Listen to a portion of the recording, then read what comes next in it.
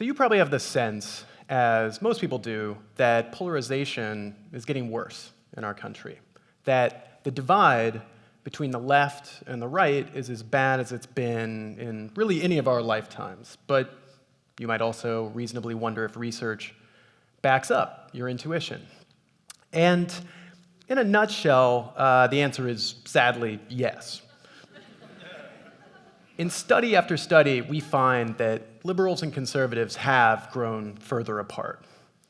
They increasingly wall themselves off in these ideological silos, consuming different news, talking only to like-minded others, and more choosing to live in different parts of the country. And I think that most alarming of all of it is seeing this rising animosity on both sides. Liberals and conservatives, Democrats and Republicans, more and more, they just don't like one another. You see it in many different ways. They don't want to befriend one another. They don't want to date one another. If they do, if they find out, they find each other less attractive.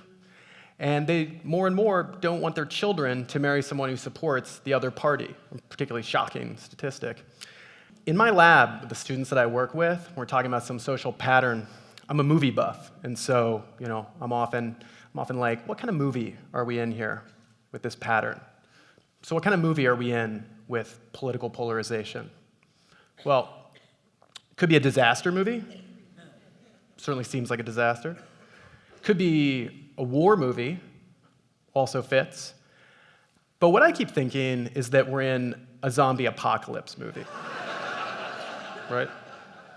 You know the kind. Just people wandering around in packs, not thinking for themselves, seized by this mob mentality as trying to spread their disease and destroy society. And if you're like me and you're a college-educated liberal, and statistically, I'm guessing the majority of you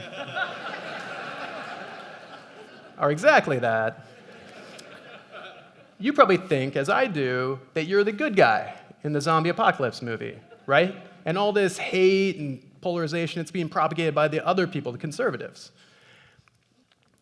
We're Brad Pitt, right? Free-thinking, righteous, just trying to hold on to what we hold dear, not foot soldiers in the army of the undead. Not that. Never that.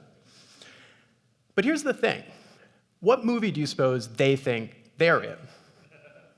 Right? Well, they absolutely think that they're the good guys in the zombie apocalypse movie, right?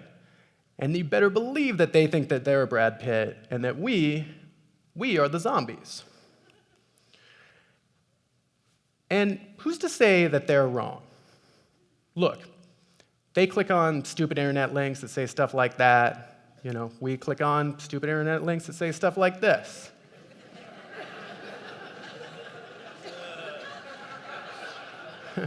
They complain about living near us, having to work with us, even eating Thanksgiving dinner with us, and we do all those same things, right? Look, it's true.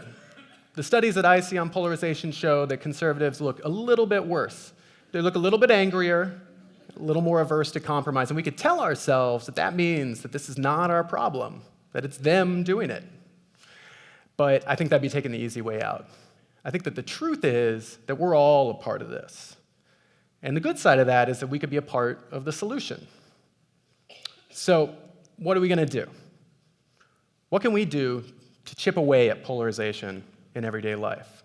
What can we do to connect with and communicate with our political counterparts?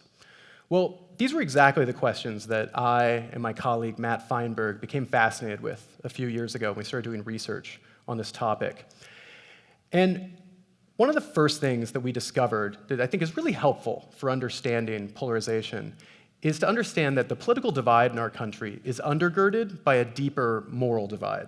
So one of the most robust findings in the history of political psychology is this pattern identified by John Haidt and Jesse Graham, psychologists, that liberals and conservatives tend to endorse different values to different degrees. So, for example, we find that liberals tend to endorse values like equality and fairness and care and protection from harm more than conservatives do. And conservatives tend to endorse values like loyalty, patriotism, respect for authority, and moral purity more than liberals do. And Matt and I were thinking that maybe this moral divide might be helpful for understanding how it is that liberals and conservatives talk to one another and why they so often seem to talk past one another when they do. So we conducted a study where we recruited liberals to a study where they were supposed to write a persuasive essay that would be compelling to a conservative in support of same-sex marriage. And what we found was that liberals tended to make arguments in terms of the liberal moral values of equality and fairness. So they said things like, everyone should have the right to love whoever they choose, and they being gay Americans, deserve the same equal rights as other Americans. Overall, we found that 69% of liberals invoked one of the more liberal moral values in constructing their essay. And only 9% invoked one of the more conservative moral values, even though they were supposed to be trying to persuade conservatives.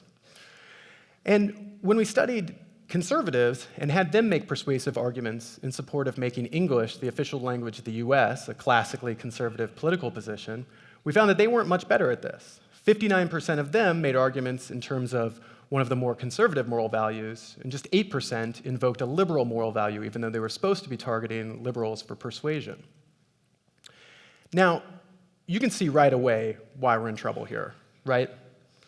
People's moral values, they're their most deeply held beliefs. People are willing to fight and die for their values. Why are they going to give that up just to agree with you on something that they don't particularly want to agree with you on anyway?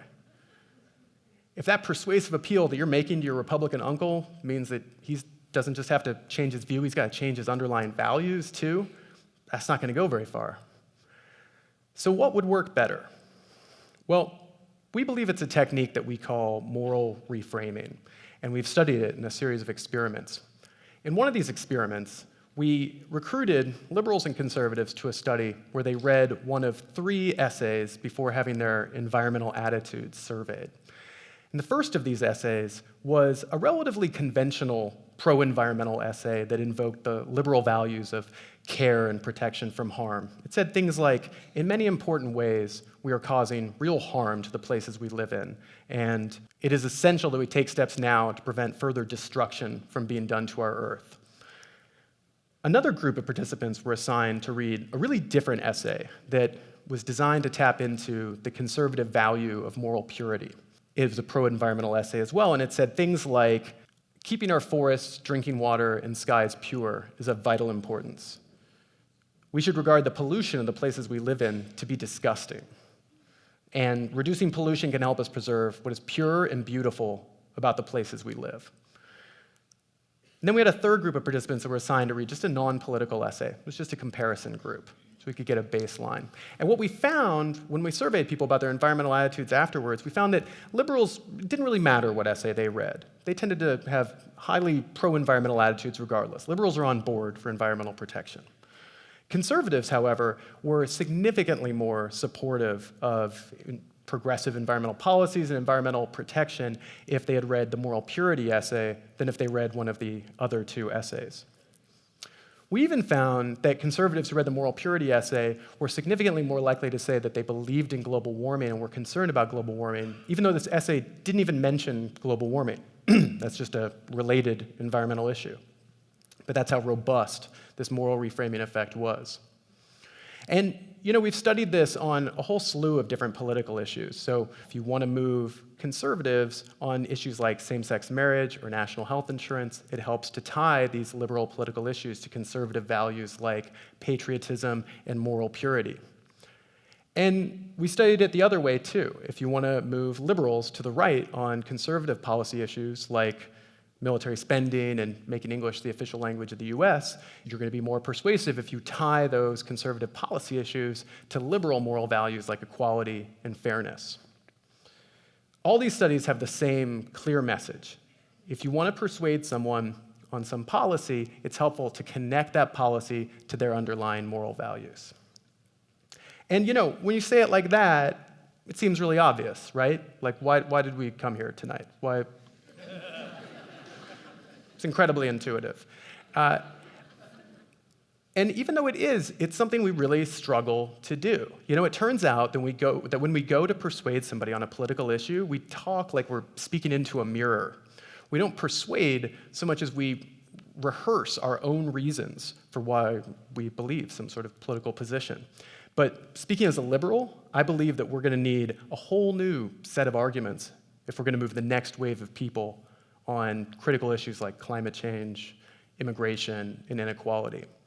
And to come up with those arguments, we're going to have to take the time to really listen to our conservative counterparts, to understand what they value, and then creatively think about why they should come to agree with us in a way that doesn't involve them having to sacrifice the things that they hold most dear. We kept saying when we were designing these reframed moral arguments, empathy and respect, empathy and respect.